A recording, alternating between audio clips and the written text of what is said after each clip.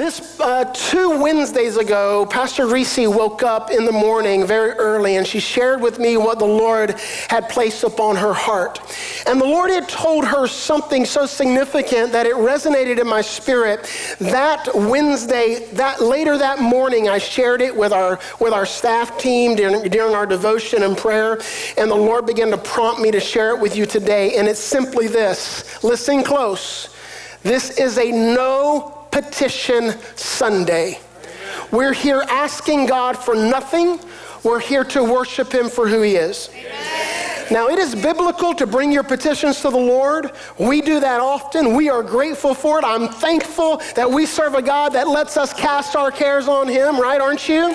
But how many of you understand, if your parents or grandparents, there is something so significant when your family just shows up to the house? They're not there for dinner. They're not there for money. They're not there to borrow the lawnmower. They're not there for anything other than to say, I just love you and I just wanted to come hang out a minute. That will move you. And I think it pleases the Lord if we have some time set aside to say, we're not asking you for anything, we're just here to bring glory to who you are.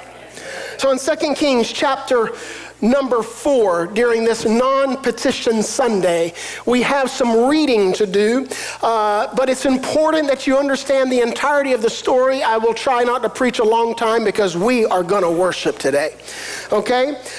We're going to read verses 8 through verse 37. It's a lot of words, it's a lot of reading, but you need to hear the whole story. Then we will unpack 4 points to minister this morning. It says this, now it happened one day that Elisha went to Shunem. Elisha was the prophet in the Old Testament of that time. He goes to a town named Shunem where there was a notable woman, and this woman persuaded Elisha to eat some food. So it was, as often as he passed by, he would turn in there to eat food. And she says to her husband, look now, I know this is a holy man of God who passes by us regularly. Please let us make a small upper room on the wall, and let us put a bed for him there, and a table and a chair and a lampstand. So it will be whenever he comes to us, he can turn in there. And it happened one day that he came there, and he turned into the upper room and he laid down. Then he says to his servant Gehazi, call this Shunammite woman. And when he called her, she stood before him. And he says to him, say now to her, look, you have been concerned for us with all this care. What can I do for you? Do you want me to speak on your behalf to the king or to the commanders of the army? And the Shunammite answers and says, hey, I dwell among my own people. I dwell among my own people. Verse 14. So he said, what then is to be done for her? And Gehazi answered, actually, she has no son, and her husband is old. So Elisha calls her and says, when he had called her, she stood in the doorway, and then he said, about this time next year, you shall embrace a son. And she says to him, no, my Lord, man of God, do not lie to me. Bold woman. But the woman conceived and bore a son when the appointed time had come, of which Elisha had told her. And the child grew. Now it happened one day that he was out to his father with the reapers, and he said to his father, my head's hurting, my head's hurting. So he says to his servant, carry him to his mom. And when he had taken him and brought him to his mother, he sat on her lap, her knees until noon, and then he dies. So she goes and lays him on the bed of the man of God. She closes the door and she leaves. Then she called to her husband and said, send me one of the young men and one of the donkeys that I may run to the man of God and come back. And the husband says, why are you going to him today? Why are you going? It's not the new moon and it's not the Sabbath. And she said, everything's fine. Are you kidding me? Her son's laying dead on the bed of the prophet. Everything's fine. Verse 24, then she saddles a donkey, says to the servant, drive and go forward. Do not slow the pace for me unless I say so. So she departed, went to the man of God at Mount Carmel, went to Elisha at Mount Carmel. So it was when the man of God saw her afar off that he said to his servant Gehazi, look, it's that Shunammite woman. You know, the woman with the bed, the table, the lamp. We go in there, she makes us food, we eat, we sleep, all of that. It's her. It's the Shunammite woman. Run to her and meet her and say to her, is everything okay? Is it well with you? Is it well with your husband? Is it okay with the child? And he did this, and she answered, everything's fine. It is well. You kidding me? Verse 27, now she comes to the man of God at the hill, and she catches him by his feet. And Gehazi comes near to push her away, to get her off the prophet's feet. But the man of God says, leave her alone, for her soul is in deep distress, and the Lord has hidden it from me, and he's not told me what's going on. Verse 28, so she said, did I ask you of a son, my Lord? Did I not say, do not deceive me?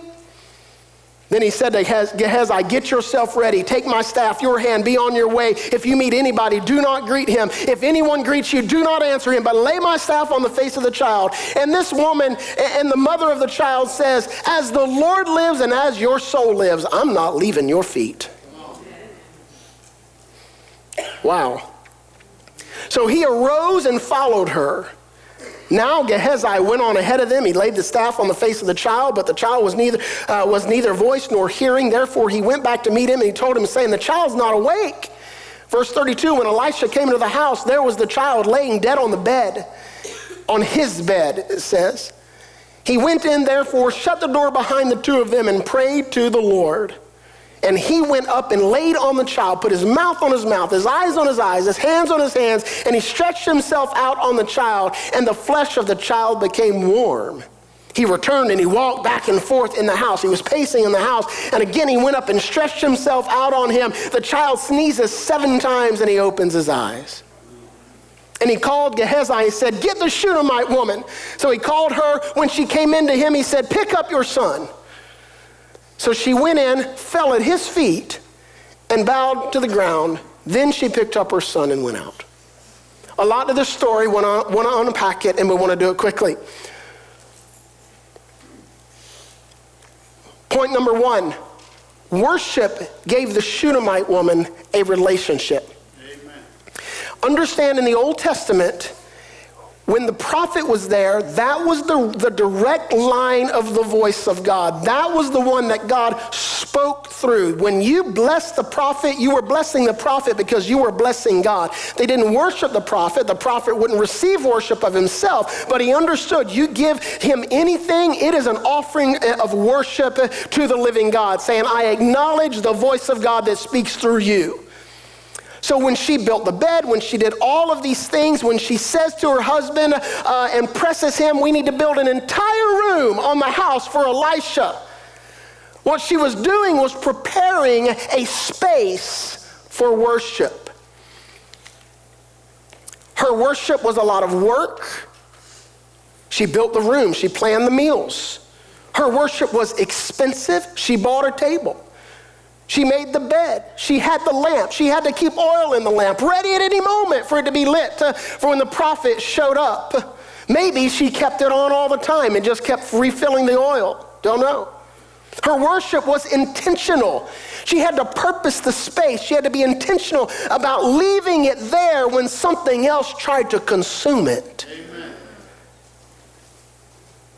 Do you think she didn't get her own pressures in her own flesh saying, well, we do have a party this week. Why don't we take this space that's set aside to worship God and turn it into something else?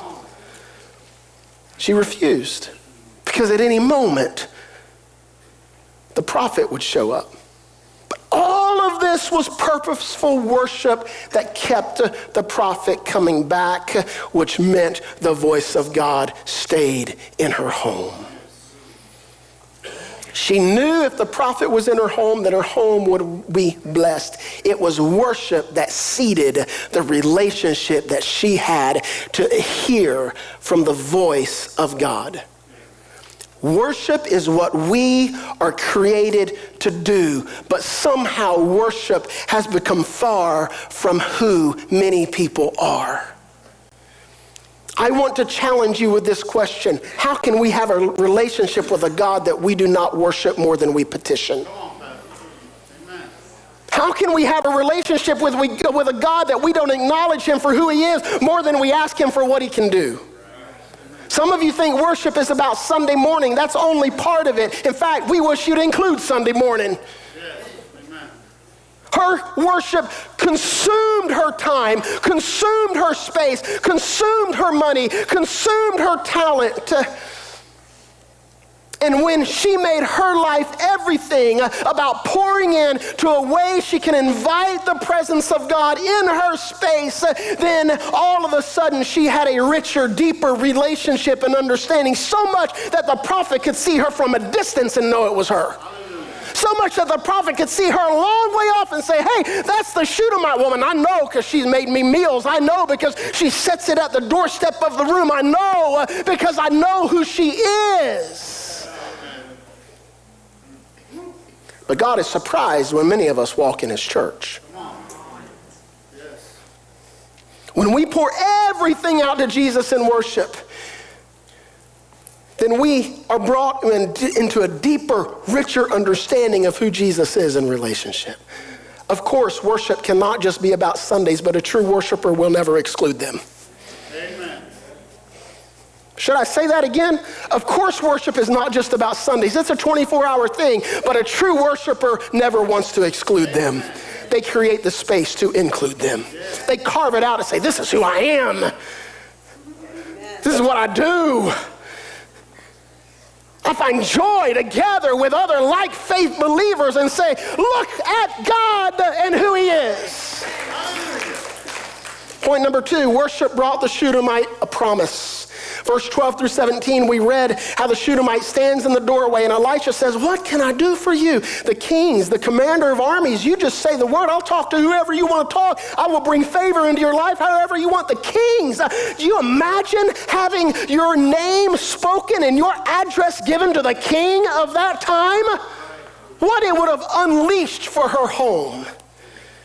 She says, hey, I dwell among my own people. Here's what she was really saying. I'm not doing this as a transaction. I'm not doing this for what you can do for me. I'm doing this because of what you or who you represent. The voice that speaks through you. I'm doing this, I'm worshiping because of who you are. This moves the prophet so much, listen close, this moves the prophet so much, he starts investigating what does she want. She's asked nothing of me. What does she want? What can I do for her?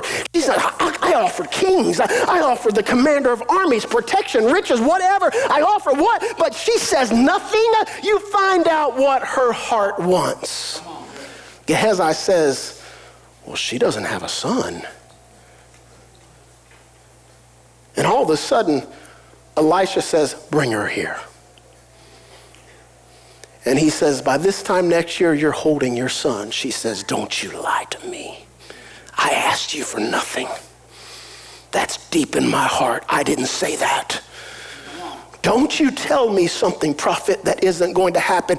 You will not defile my home is essentially what she was saying. You will not dishonor my home. I've done nothing but honor you. I've asked you for nothing, and you are going to the depth of my heart that I don't even talk about and nobody even knows. Don't you lie to me. But her worship moved the prophet so much that it began to expose the depth of her heart to say, oh, now I can get to what she really needs and wants inside and bless her for what she doesn't even dare to ask. If she had built the room, cooked the meals, invested in the relationship for any other reason, then all of a sudden her worship would have been cheapened. But because her worship was not transactional to try to pay for a blessing, it was her worship that ended up being the vehicle that gave her the promise of the son she didn't ask for. Whew.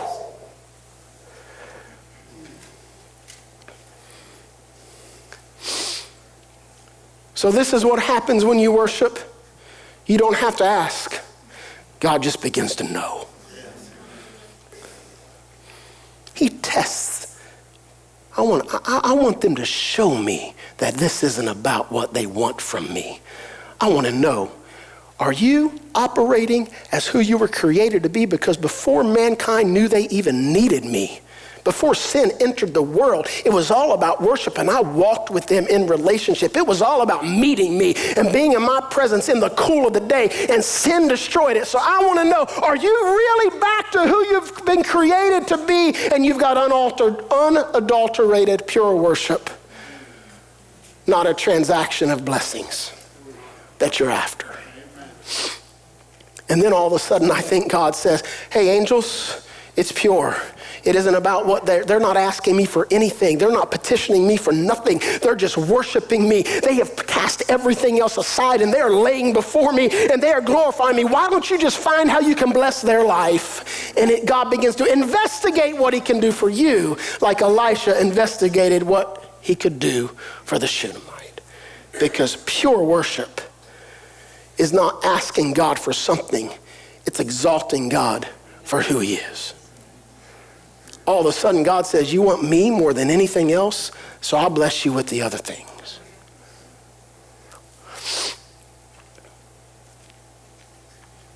Number 3, worship got the Shunammite through the problem.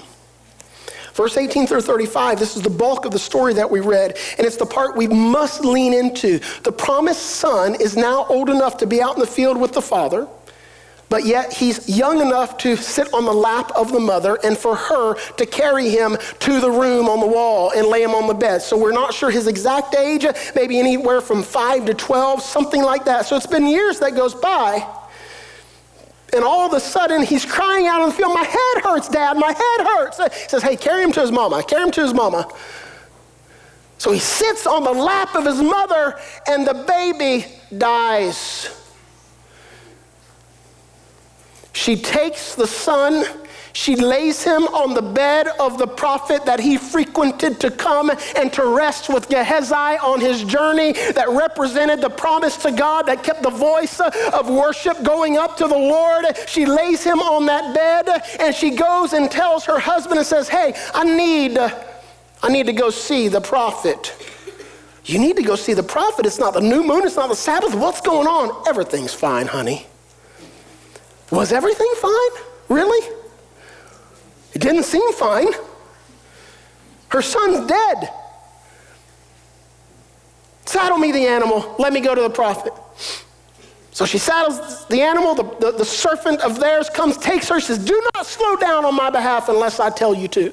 She's running as fast as she can to get the prophet.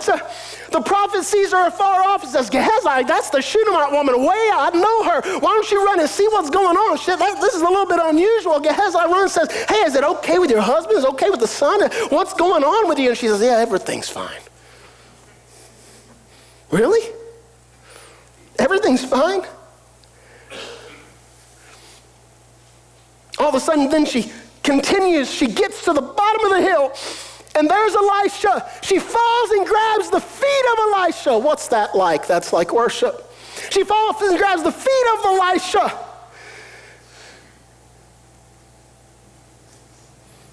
And she didn't mention one problem until she first was on her feet, or on the ground holding to the feet of Elisha, which is the act of worship.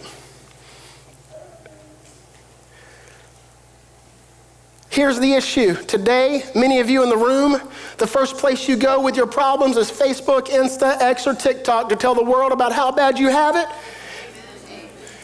And when you do that, you'll never find what you really need. Maybe that's another message. She runs, grabs the feet as an act of worship to the living God, and then she says, I didn't ask you for a son. I didn't ask you for the promise. I didn't do this for anything but to worship and to bless the living God. I asked you for nothing. I even said, don't lie to me.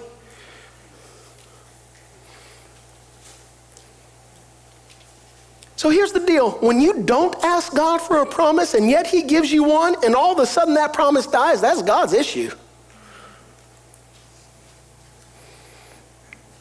know from the story, it was an issue. Elisha knew, God, I spoke as your word. The son's dead. Elisha's nervous. He is pacing the floor of her home. God, you have got to come through. She didn't ask. We investigated at your word. I said she has a son. My bed is still here. Everything's still there. God, he is dead. What are you going to do? Elisha's head is on the line.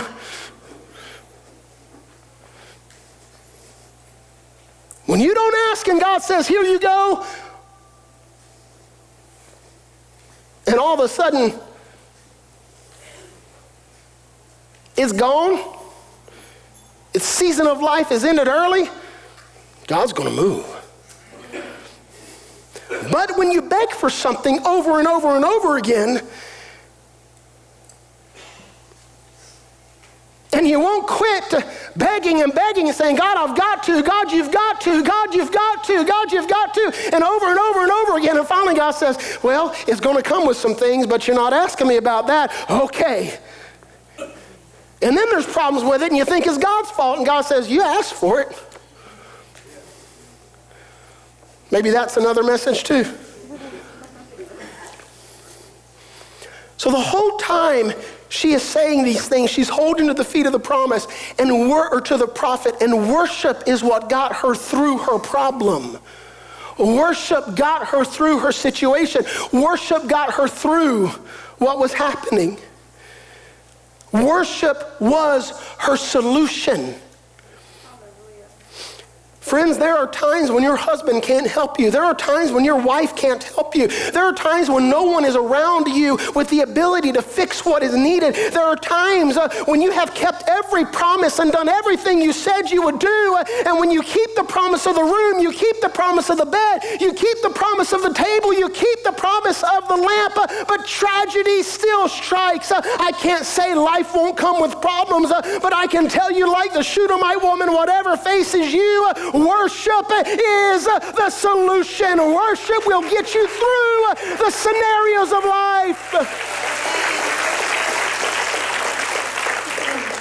Last point today. It was always about worship for this woman.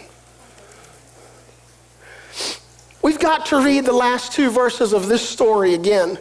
The power of God working through Elisha just raised her son from the dead.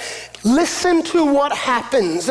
In verse 36 and 37, he called Gehazi and he said, get the Shunammite woman. So they called the Shunammite woman. When she comes in and the prophet Elisha is there, Elisha says, pick up your son. So she went in and fell at his feet and bowed to the ground. Then she picked up her son. Her son has been dead for days. We don't know how long her promise hadn't been breathing. It was a journey to the prophet. It was a journey to get there. Elisha sends Gehazi ahead because it wasn't just a 10-minute ride. The son hadn't been breathing. The son was dead. Gehazi didn't work. Elisha's pacing the house. God, you got to move. All of a sudden the son sneezes 7 times. You know she can hear it. You know she knows the sound of her son's sneeze, his every whimper. She knows he's alive. He says, come in, pick up your son. And she doesn't even pick up the promise first. Instead, she bows at the feet and grabs them for worship, because it was never about the promise. It was always about the worship.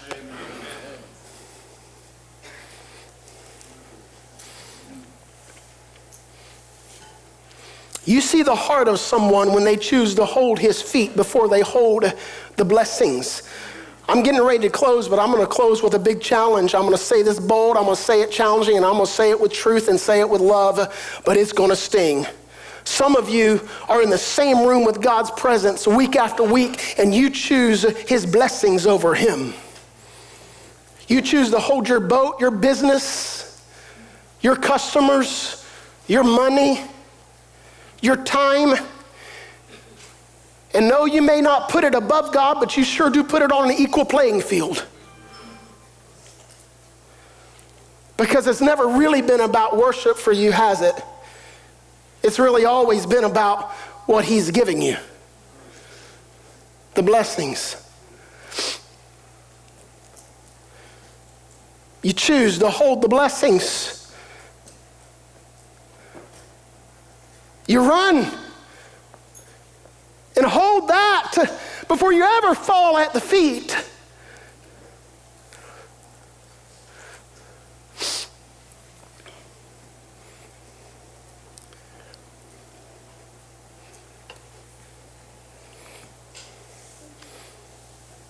No petition today.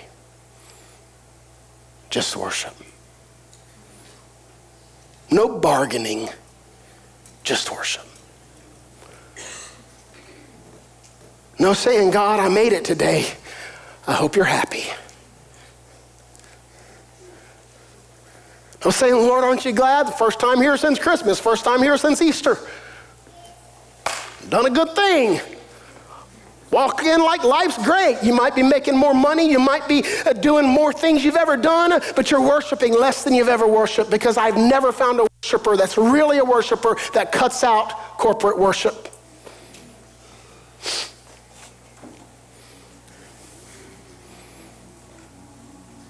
So we come for our bless me's. We come when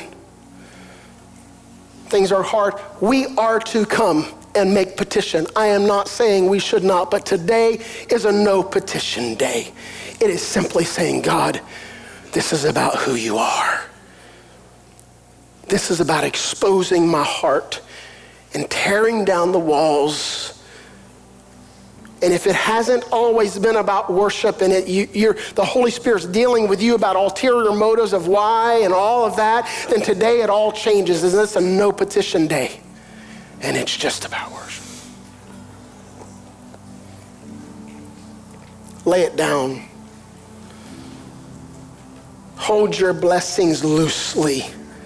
Lay them on an altar. Grab the feet of God in his presence.